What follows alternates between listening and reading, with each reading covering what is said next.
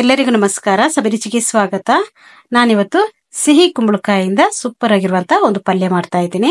ಈ ಪಲ್ಯವನ್ನು ನಾವು ಚಪಾತಿ, ಪೂರಿ, ರೋಟಿ, ದೋಸೆಗೆಲ್ಲ ತುಂಬಾನೇ ಚೆನ್ನಾಗಿರುತ್ತೆ. ಈಸಿ ಕೂಡ ಮಾಡೋದು. ಕಡಿಮೆ ಇಂಗ್ರೀಡಿಯೆಂಟ್ಸ್ ಅನ್ನ ಹಾಕೊಂಡು ನಾವು ಇದನ್ನ ಮಾಡ್ಕೋಬಹುದು. ಬನ್ನಿ ಈ ಒಂದು ರೆಸಿಪಿನ ಯಾವ ತರ ಮಾಡೋದು ಅಂತ ನೋಡೋಣ. ಅದಕ್ಕಿಂತ ಮುಂಚೆ ನೀವು ನಮ್ಮ ಚಾನಲ್ಗೆ ಹೊಸಬರಾಗಿದ್ರೆ ಇವಾಗ್ಲೇನೆ ನೀವು ಸಬ್ಸ್ಕ್ರೈಬ್ ಮಾಡಿ, ಪಕ್ಕದಲ್ಲಿರುವ ಬೆಲ್ ಐಕನ್ ಅನ್ನು ಕೂಡ ಪ್ರೆಸ್ ಮಾಡಿ. ಅದೇಗ್ ಮಾಡೋದು ಅಂತ ನೋಡೋಣ. ಮೊದಲನೇದಾಗಿ ಒಂದು ಬಾಣಲಿ ಇಟ್ಕೊಂಡಿದ್ದೀನಿ. ಅದಕ್ಕೆ ನಾನು ಒಂದು 4 ರಿಂದ 5 ಸ್ಪೂನ್ ಆಗುವಷ್ಟು ಎಣ್ಣೆಯನ್ನು ಹಾಕೊಳ್ತಾ ಇದ್ದೀನಿ. ಎಣ್ಣೆ ಚೆನ್ನಾಗಿ ಬಿಸಿ ಆಗಲಿ. ಎಣ್ಣೆ ಬಿಸಿಯಾಗಿದ್ದೆ ಒಂದು 5 ರಿಂದ 6 ಎಸಳು ಬೆಳ್ಳುಳ್ಳಿಯನ್ನು ಸಿಪ್ಪೆ ಸಮೇತ ಜಜ್ಜಿ ಅದನ್ನು ಕೂಡ ಇಲ್ಲಿ ಸೇರಿಸ್ಕೊಳ್ತಾ ಇದ್ದೀನಿ.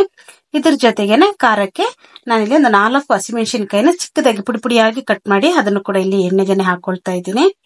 ಹಸಿಮೆಣಸಿನಕಾಯಿನ ನಾವು ಎಣ್ಣೆಗೆನೆ ಹಾಕೊಳ್ಬೇಕು. ಅವಾಗ ಅದು ಚೆನ್ನಾಗಿ ಫ್ರೈ ಆಗ್ಬೇಕು ಎಣ್ಣೆಯಲ್ಲಿ. ಅವಾಗ ತುಂಬಾನೇ ಟೇಸ್ಟಿ ಆಗಿರುತ್ತೆ. ನೀವು ಯಾವ ಪದಾರ್ಥಗಳನ್ನು ಮಾಡ್ಬೇಕಾದ್ರೂ ಅಷ್ಟೇ ಚೆನ್ನಾಗಿರುತ್ತೆ. ಒಂದು ಈರುಳ್ಳಿಯನ್ನು ನಾನು ತೆಳುವಾಗಿ ಕಟ್ ಮಾಡ್ಕೊಂಡು ಅದನ್ನು ಕೂಡ ಇಲ್ಲಿ ಸೇರಿಸ್ಕೊಳ್ತಾ ಇದ್ದೀನಿ. ಇದ್ರ ಜೊತೆಗೇನೆ ಹಾಕೊಂಡು ಚೆನ್ನಾಗಿ ಇದನ್ನ ಫ್ರೈ ಮಾಡ್ಕೊಳ್ಳೋಣ. ಇದು ಸ್ವಲ್ಪ ಕಲರ್ ಚೇಂಜ್ ಆಗೋವರೆಗೂ ನಾವು ಇದನ್ನ ಫ್ರೈ ಮಾಡ್ಕೋಬೇಕು.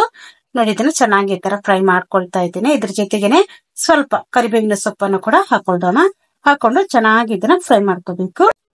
ಇವಾಗ ನೋಡಿ, ಈರುಳ್ಳಿ ಕೂಡ ತುಂಬಾನೇ ಚೆನ್ನಾಗಿ ಫ್ರೈ ಆಗಿದೆ. ಇವಾಗ ಇದು ಇಷ್ಟು ಫ್ರೈ ಆದ್ರೆ ಸಾಕು. ಇವಾಗ ನಾನು ಇದಕ್ಕೆ 1 ಸ್ಪೂನ್ ಆಗುವಷ್ಟು ಧನಿಯಾ ಪುಡಿಯನ್ನು ಹಾಕೊಳ್ತಾ ಇದ್ದೀನಿ. ಈ ಒಂದು ಪಲ್ಯಕ್ಕೆ ಧನಿಯಾ ಪುಡಿ ಹಾಕ್ಲೇಬೇಕು. ಅವಾಗ್ಲೇನೆ ಇದೊಂದು ಒಳ್ಳೆ ಟೇಸ್ಟ್ ಬರೋದು. ಇವಾಗ ಧನಿಯಾ ಪುಡಿಯನ್ನು ಹಾಕೊಂಡು ಚೆನ್ನಾಗಿ ಒಮ್ಮೆ ಫ್ರೈ ಮಾಡ್ಕೊಂಡಿದ್ದೀನಿ. ನಂತರ ಇದಕ್ಕೆ ನಾನು ಕಟ್ ಮಾಡಿ ಇಟ್ಕೊಂಡಿರುವಂತ ಸಿಹಿ ಕುಂಬಳಕಾಯನ್ನು ಹಾಕೊಳ್ತಾ ಇದ್ದೀನಿ. ಕುಂಬಳಕಾಯನ್ನು ಹಾಕೊಂಡ್ಮೇಲೆ ಇದಕ್ಕೆ ಒಂದು ಸ್ವಲ್ಪ ಅರಿಶಿಣ ಪುಡಿಯನ್ನು ಕೂಡ ಸೇರಿಸ್ಕೋಬೇಕು. ಅರಿಶಿಣ ಪುಡಿಯನ್ನು ಹಾಕೊಂಡ್ಮೇಲೆ ಇದನ್ನೊಮ್ಮೆ ಚೆನ್ನಾಗಿ ಮಿಕ್ಸ್ ಮಾಡ್ಕೊಳ್ಳೋಣ.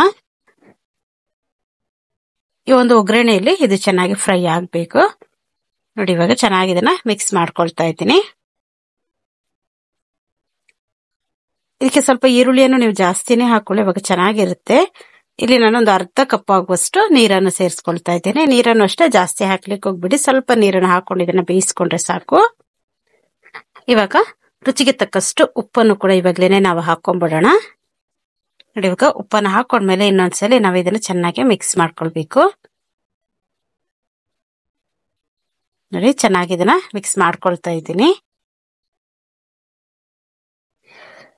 ಇವಾಗ ಚೆನ್ನಾಗಿ ಮಿಕ್ಸ್ ಮಾಡ್ಕೊಂಡಾದ್ಮೇಲೆ ಮುಚ್ಚಳ ಮುಚ್ಚಿ ನಾವು ಇದನ್ನ ಬೇಯಿಸ್ಕೊಂಡ್ಬಿಡೋಣ. ಮಧ್ಯ ಮಧ್ಯದಲ್ಲಿ ನೀವು ಇದನ್ನ ತಿರುಗಿಸ್ತಾ ಇರ್ಬೇಕು, ಇಲ್ಲಾಂದ್ರೆ ತಳ ಹಿಡಿದ್ ಬಿಡುತ್ತೆ. ನೋಡಿ, ಇವಾಗ ಇನ್ನೊಂದ್ಸಲಿ ನಾನು ಇದನ್ನ ಚೆನ್ನಾಗಿ ಮಿಕ್ಸ್ ಮಾಡ್ಕೊಳ್ತಾ ಇದ್ದೀನಿ.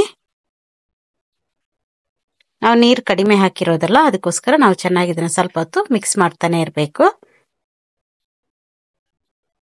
ಇವಾಗ ಇನ್ನೊಂದ್ಸರಿ ನಾನು ಇದನ್ನ ಮುಚ್ಚಳ ಮುಚ್ಚಿ ಬೇಯಿಸ್ಕೊಳ್ತೀನಿ.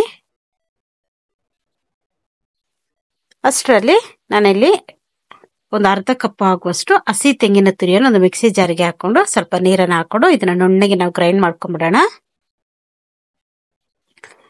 ನೋಡಿ, ಇಲ್ಲಿ ಇವಾಗ ಇದನ್ನ ಚೆನ್ನಾಗಿ ನುಣ್ಣಗೆ ಗ್ರೈಂಡ್ ಮಾಡ್ಕೊಂಡಿದ್ದೀನಿ.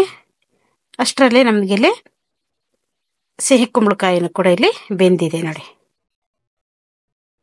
ಚೆನ್ನಾಗಿ ಬೆಂದಿದೆ. ಇಷ್ಟ ಆದ್ರೆ ಸಾಕು. ನಾವು ಹಾಕಿರೋ ನೀರೆಲ್ಲ ಡ್ರೈ ಆಗಿದೆ. ನೋಡಿ, ಇದು ಪೂರ್ತಿಯಾಗಿ ಚೆನ್ನಾಗಿ ಬೆಂದಿರಬೇಕು. ಇದು ಬೆಂದ ಮೇಲೆ ನಾವು ಗ್ರೈಂಡ್ ಮಾಡಿ ಇಟ್ಕೊಂಡಿರುವಂತ ತೆಂಗಿನಕಾಯಿ ಪೇಸ್ಟ್ ಅನ್ನು ಕೂಡ ಇಲ್ಲಿ ಸೇರಿಸ್ಕೊಂಡ್ಬಿಡೋಣ. ಆ ಮಿಕ್ಸಿ ಜಾರಿಗೆನೆ ಸ್ವಲ್ಪ ನೀರನ್ನು ಸೇರಿಸ್ಕೊಂಡು ಅದನ್ನು ಕೂಡ ಇದಕ್ಕೇನೆ ಸೇರಿಸ್ಕೊಂಡ್ಬಿಡೋಣ. ಇವಾಗ ಒಮ್ಮೆ ಇದನ್ನು ಚೆನ್ನಾಗಿ ಮಿಕ್ಸ್ ಮಾಡ್ಕೊಳ್ಬೇಕು. ನೋಡಿ, ಇವಾಗ ಸ್ವಲ್ಪ ನೀರನ್ನು ಕೂಡ ಇಲ್ಲಿ ಸೇರಿಸ್ಕೊಳ್ತಾ ಇದ್ದೀನಿ. ನೋಡಿ, ಇವಾಗ ಎಲ್ಲ ನೀರನ್ನು ಹಾಕೊಂಡ್ಮೇಲೆ ಒಮ್ಮೆ ಚೆನ್ನಾಗಿ ಇದನ್ನ ಮಿಕ್ಸ್ ಮಾಡ್ಕೊಂಡ್ರೆ ತುಂಬಾನೇ ರುಚಿಯಾಗಿರುತ್ತೆ. ದೋಸೆಗೆ, ಚಪಾತಿ, ಪೂರಿ ಇದಕ್ಕೆಲ್ಲ ತುಂಬಾನೇ ಸೂಪರ್ ಆಗಿರುತ್ತೆ. ಇವಾಗ ನೋಡಿ, ಚೆನ್ನಾಗಿ ಮಿಕ್ಸ್ ಮಾಡ್ಕೊಂಡಿದ್ದೀರಿ. ಮಿಕ್ಸ್ ಮಾಡ್ಕೊಂಡಾದ್ಮೇಲೆ ಮುಚ್ಚಳ ಮುಚ್ಚಿ ಒಂದು ಕುದಿ ಬಂದ್ರೆ ಸಾಕು. ಜಾಸ್ತಿ ಹೊತ್ತು ಕುದಿಬೇಕು ಅಂತ ಏನಿಲ್ಲ. ನೋಡಿ, ಇವಾಗ ಇದು ಒಂದು ಕುದಿ ಬಂದಿದೆ. ನೋಡಿ, ಇವಾಗ ಇನ್ನೊಮ್ಮೆ ಇದನ್ನ ಚೆನ್ನಾಗಿ ನಾವು ಮಿಕ್ಸ್ ಮಾಡ್ಕೊಳ್ಬೇಕು. ನೋಡಿ, ಒಂದು ಸ್ವಲ್ಪ ಗ್ರೇವಿ ಇದೆ. ಈ ತರ ಒಂದು ಸ್ವಲ್ಪ ಗ್ರೇವಿ ಇದ್ರೇನೆ ಚೆನ್ನಾಗಿರೋದು, ಚಪಾತಿಗೆ ಆಗ್ಲಿ ಪೂರಿಗೆ ಆಗ್ಲಿ ತಿನ್ನಕ್ಕೆ. ನೋಡಿ, ಇಷ್ಟ ಆದ್ರೆ ಸಾಕು. ನೋಡಿ, ಚೆನ್ನಾಗಿ ಇಲ್ಲಿ ಕುಂಬಳಕಾಯಿ ಕೂಡ ಬೆಂದಿದೆ. ಇವಾಗ ನಾನು ಇದಕ್ಕೆ ಸ್ವಲ್ಪ ಕೊತ್ತಂಬರಿ ಸೊಪ್ಪನ್ನು ಕೂಡ ಇಲ್ಲಿ ಸೇರಿಸ್ಕೊಳ್ತಾ ಇದ್ದೀನಿ. ಕೊತ್ತಂಬರಿ ಸೊಪ್ಪನ್ನು ಹಾಕೊಂಡೊಮ್ಮೆ ಚೆನ್ನಾಗಿ ಮಿಕ್ಸ್ ಮಾಡ್ಕೊಳ್ಳೋಣ.